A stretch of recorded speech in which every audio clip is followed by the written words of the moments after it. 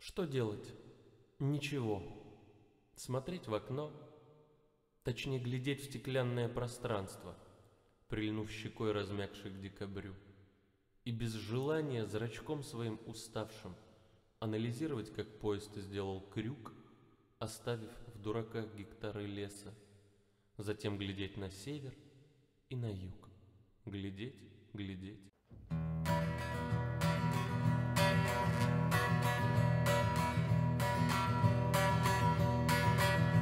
Под звуки бального дождя, под звуки плачущей листвы бреду тихонько в те края, которые теперь пусты. Под луной не с тобой,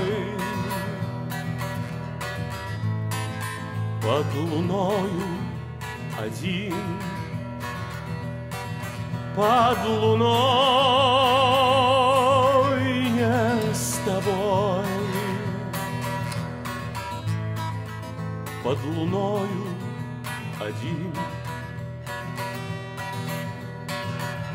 Под звуки бального дождя,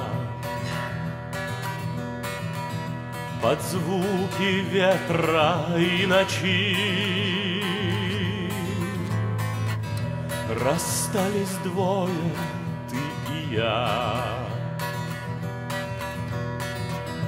И сердце ноет и кричит под луной не с тобой,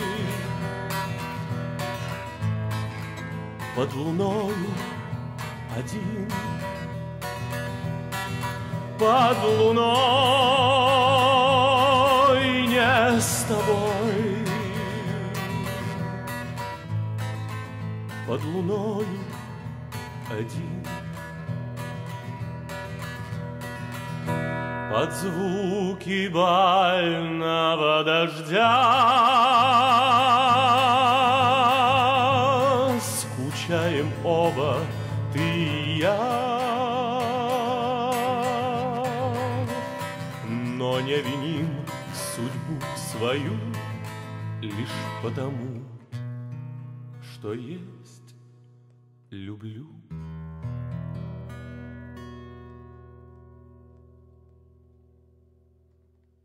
Теперь уже мне не остановиться, назад пути теперь уже мне нет.